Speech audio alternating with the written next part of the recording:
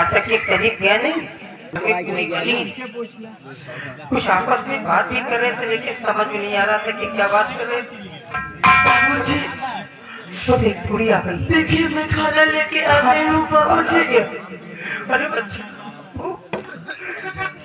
समझ में दिया ना बेटा? हाँ बाबूजी। चल बाबू फिर चलिए।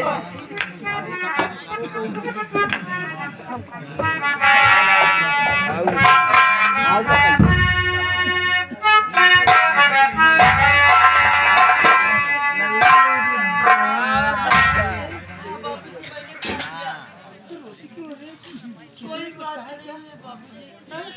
नहीं बाबूजी कोई बात नहीं है। नहीं बाबू दिखा ना। नहीं स्वामी पहले आप खा लीजिए। नहीं स्वामी जी पहले आप खा लीजिए।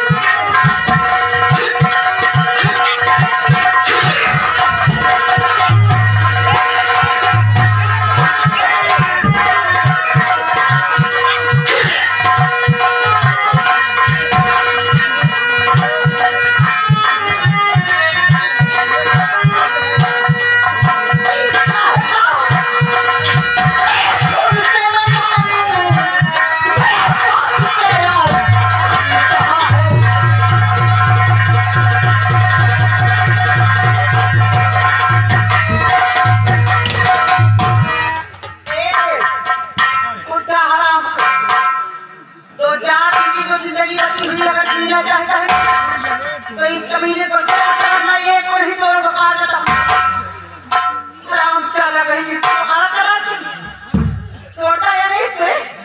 बिटिया को छोड़ दूंगा। बिटिया तो मेरी जिंदगी है। तू मारना है तो मेरे को मार। मेरे लाश से गुजरेगी तभी बिटिया को मार सकती है। मेरे जीते जी बिटिया को नहीं मार सकती तू। सोच रही थी तुम मारे हो तो मारना। इसीलिए तो तुमको मार के काम नहीं कमाना चाहते। मार लेकिन मैं बिटिया को नहीं मारना।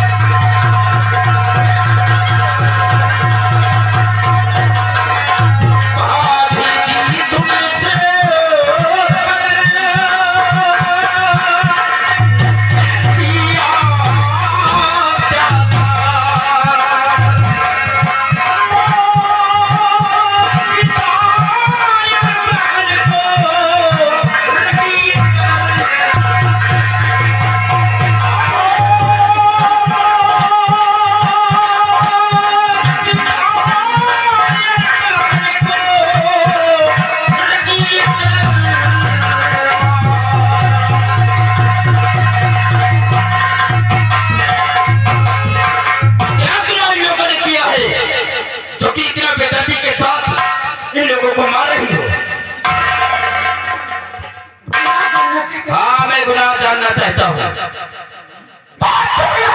क्या किया है मेरी बहन ने?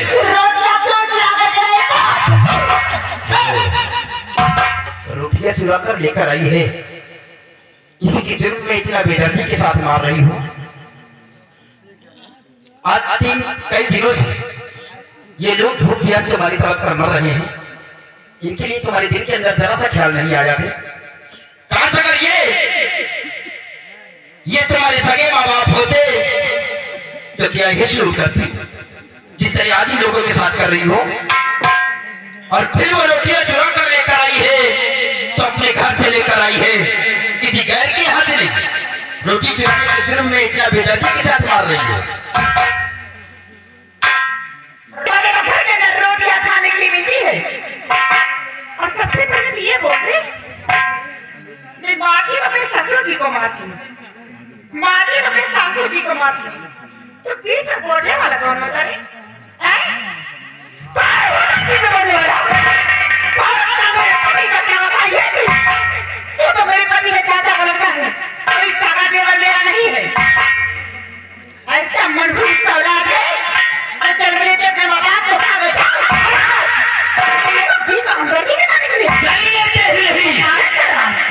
जब मैं 3 साल का था तब मेरे माता पिता इस दुनिया से गुजर गए और कोई ये नहीं जानता है कि किसके नसीब में क्या लिखा होता है। रही के बीच में बोलने वाली बात कि मैं होता कौन हूँ, जरा एक बार इनकी तरफ नजर डालकर देखिए। तुम नजर डालो, इनकी सेवा करके जिंदगी नहीं बर्बाद करना। तुम डालो और जिंदगी बनाओ। तुम क्या देखोगे? तुम्हारे माँ बाप होते तो तुम देखती, गैर है ना? इनकी तरफ नजर डालकर देखिए कि अंधी होकर भी हमारी परवरिश किया है। मुझे कभी एहसास नहीं हुआ कि इस दुनिया में हमारी माँ नहीं है। बाबूजी ने मुझे पढ़ाया लिखाया, इस नाते हमारा भी अधिकार है इनकी तरफ बोलने का।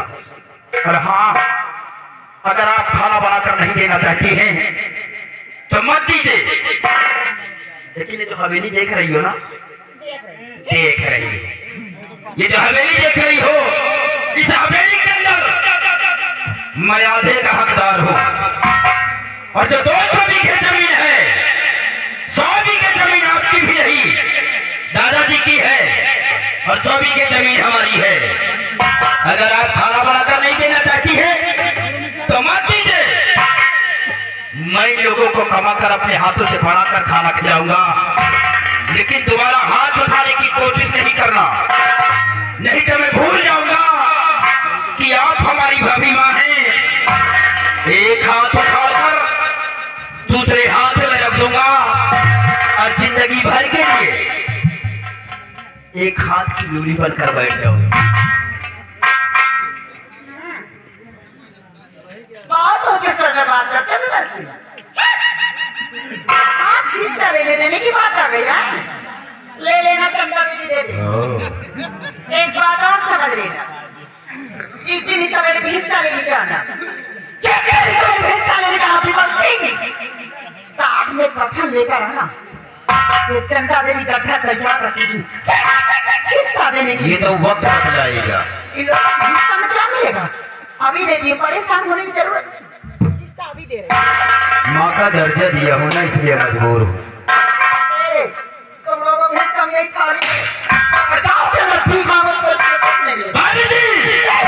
भीख ये लोग नहीं, भीख तो तुम्हें मांगना होगा। तुम्हें अगर ये लोग चाह ले तो भी तुझे अपने घर से बेघर कर दे, अपनी जमीन जायदाद से तुझे बेदखल कर दे। कटोरा लेकर गली गलियारों में भीख ये नहीं, भीख तुम्हें मांगना होगा। तुम्हें अरे इनके पास इतनी दौलत है कि अगर ये सारी जिंदगी बेच कर खाएंगे फिर भी खत्म नहीं होगी। इनकी सेवा करने के लिए आप नहीं, गैर भी तैयार हो जाएगा। तुम क्या चीज हो? भीख ये नहीं, भीख तुम्हें मांगना होगा। तुम्हें ये तो वक्त बता रहे सिंह कि कौन कहीं कहीं भीख मांगता है और कौन ऐसा आराम की जिंदगी। तूने मेरे गाल पे तमाचा मारा है ना, चंदा देवी के गाल पे तमाचा मारा है? तमाचा नहीं बोलती, प्यार से मुझे मेरे पति महालक्ष्मी कहते हैं। महालक्ष्मी के गाल पे तमाचा मारा तूने, तमाचा नहीं बोलती, अपनी मौत का दावा दिया तूने। हराम साले करता अगर कहीं कहीं के तुम्हें तो मेरा नाम चंदा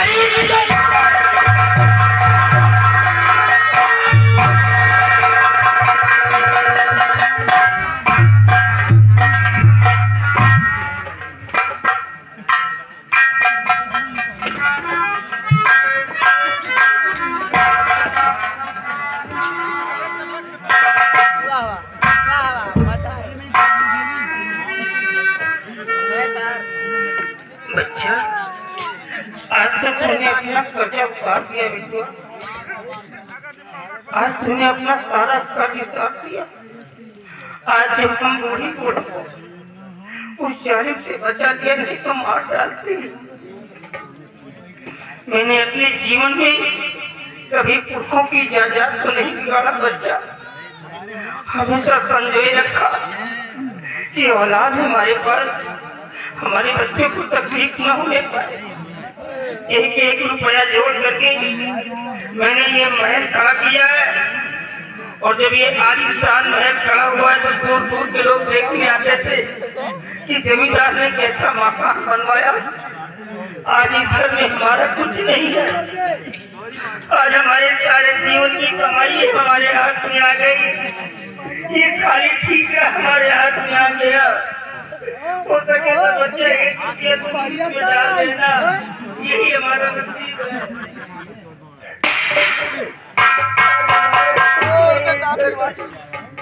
यही बड़े बाबूजी,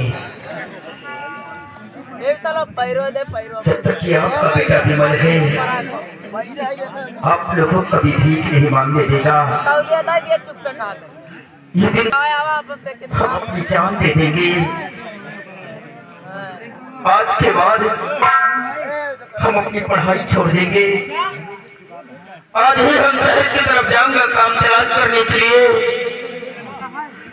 लेकिन अपने जीजे जी हम आप लोगों को कभी भीख नहीं मांगने देंगे।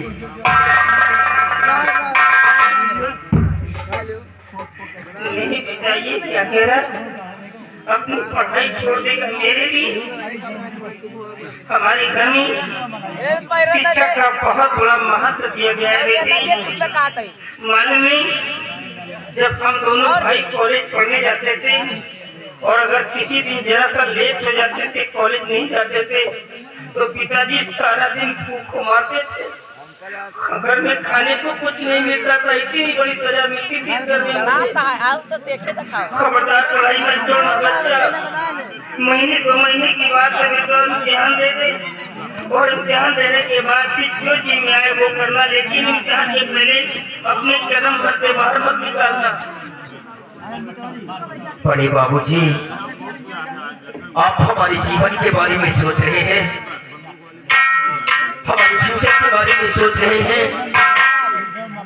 और जो आप लोगों के ऊपर पल पल चिड़चिड़ाया जा रहा, हम इसे कैसे बर्दाश्त कर सकते हैं? हम ये सब अपनी आंखों से नहीं देख सकते बाबूजी।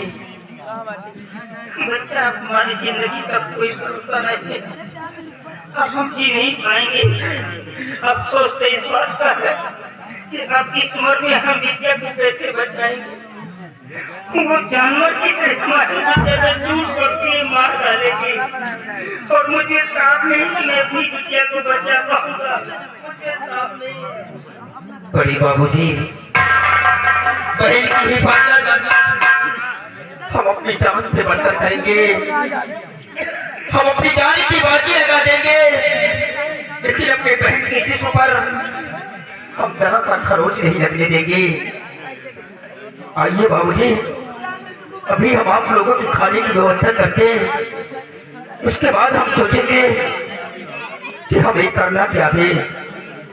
आइए हमारे साथ।